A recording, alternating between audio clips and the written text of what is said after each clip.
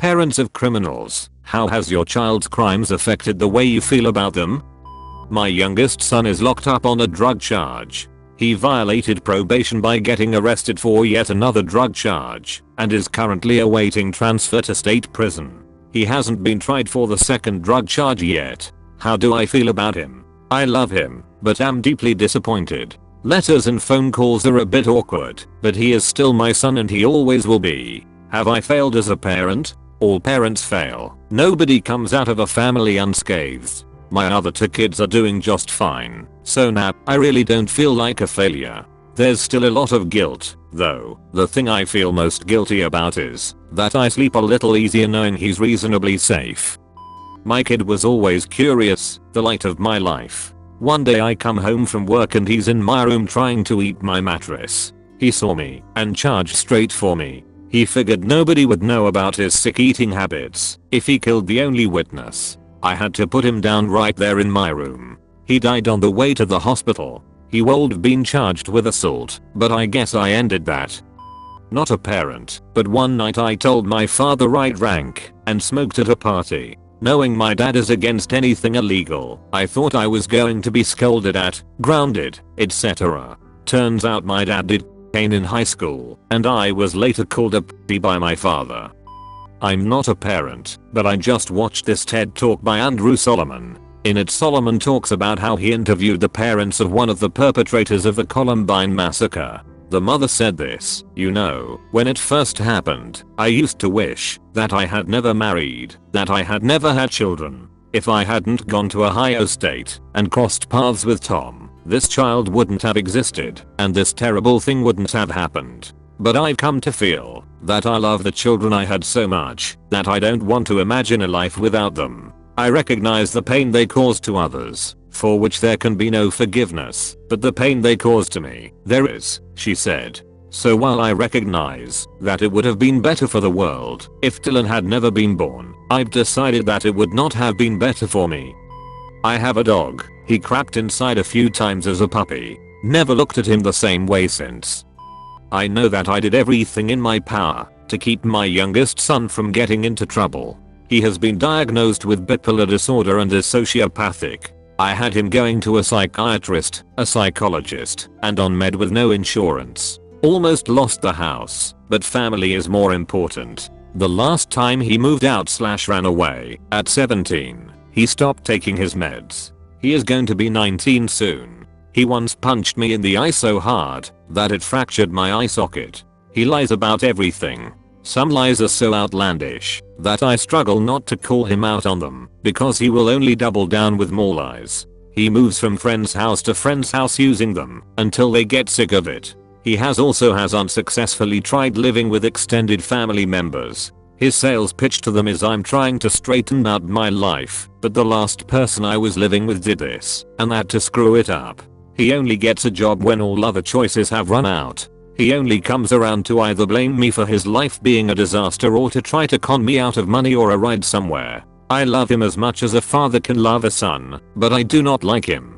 He was raised the same way as his brother. The only preferential treatment he received was all the medical. I pray that I die before him. I'm afraid that his choices and lifestyle will have him killed sooner than later. I watched what my parents went through when my sister died at 20. I was 16, and I don't ever want to go through life outliving my own child. Well, not a parent, but at our orphanage a boy named Tom turned out to be a mass murderer. You would have never suspected it from him though. Sharp boy, polite and amazing grades. I have talked fairly extensively with my great aunt about her daughter who is now in prison. She is heartbroken that her daughter is in the situation she is, but would agree with everyone that she deserves to be in prison and that it is probably best for her. After many years of alcoholism and no attempted rehab, her daughter drove the wrong way on the highway twice, the second time killing a 9-year-old boy. So obviously there was no intent to murder anyone, but her repeated decision to not fix her problem resulted in an unimaginably terrible accident. For this reason my great aunt still loves her daughter very much and visits her often, but of course is devastated at the poor choices she made. That said, she talks about how she frequently struggles with the idea that it was her fault and all the turmoil that comes with that. To make matters worse, my great uncle has disowned his daughter and berates my great aunt for even visiting her.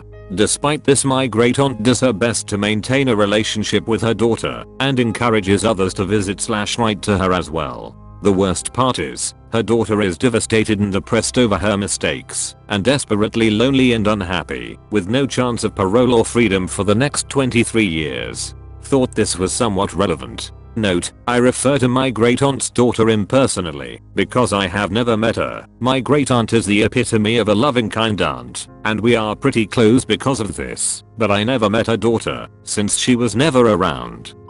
My then 20-year-old son went to jail for 3 months for the burglary of an ATV storage shed, this after getting a DUI several months earlier. It was harder than hell to look him in the eye, and admittedly I was so angry about it. I only saw him 3 times in jail. His mother went weekly. It was only when he got out that I realized how troubled he had become, after I helped him fill out a drug questionnaire for his parole and discovered he had taken every drug on the list, and that the burglary was so he and his friends could get drug money. We lived in a small town in Illinois with a varsity blues mentality, and he got mixed up in drugs when he was on the football team, but I had no idea he was doing more than pot, and even that was an assumption.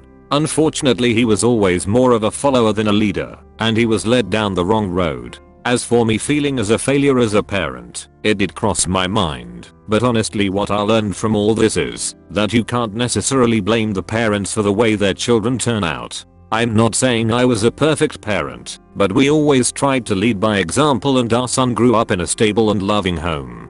His choices were exactly that, his choices. But I still rack my brain thinking of times he may have actually been crying for help, but I didn't recognize at the time. The good news is he got clean in jail, and now 8 years later he has his life mostly together, or as much as someone with a felony on their record can be. I think that's the worst part about it, is he'll have that chase him for the rest of his life, though he fortunately has a career as an OTR truck driver and is doing well. My aunt could make millions for the DARE program. She's done everything. DUI to heroin possession. I don't know the full story, but I heard she abused her leg veins with chemicals so much that they were both at risk for amputation.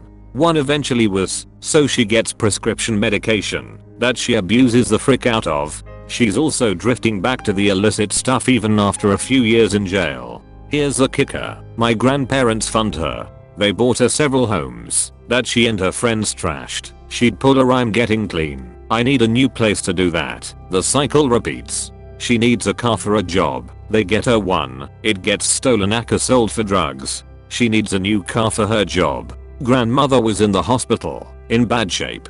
Everyone's gathered for the worst. Aunt runs in with an car dealership's catalog. Mom, I've got to have this car. I need to get to my job. Grandfather had a lot of valuable stock and 3 meters along with veterans assistance from the Korean War. He's scraping by on Medicare because they've been funneling all of their money into a drug addict for decades. They never even thought about cutting her off, even though she's promised to clean up before every house, car, grocery bill, utilities bill, hospital bill, and jail sentence. We're into the hundreds on supposed sobering exploits. I actually hope she dies, so that my grandfather won't have to worry about covering his expenses in his final days, which are drawing close.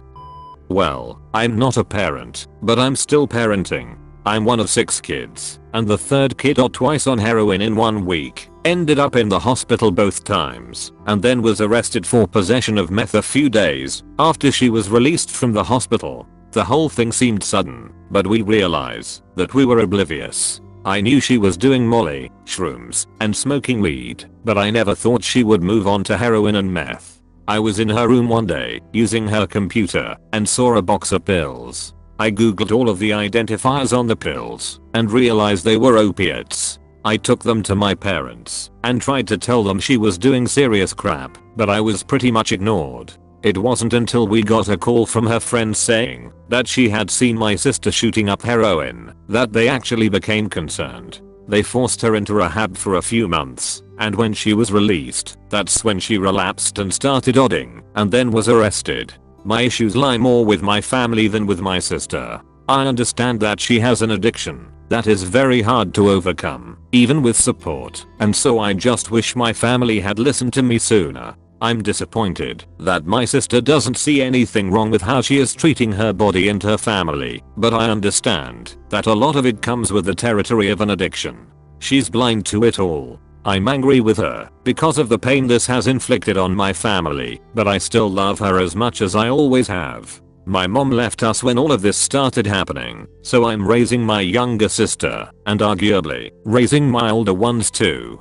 My issues really are with the ignorance and naivete of my entire family. A lot of this couldn't have been prevented, but the situation could be a lot easier if my family would communicate about what has happened and what will happen. My sister was bailed out on Thursday with my tuition money, thanks to my mother, who did this without telling anyone.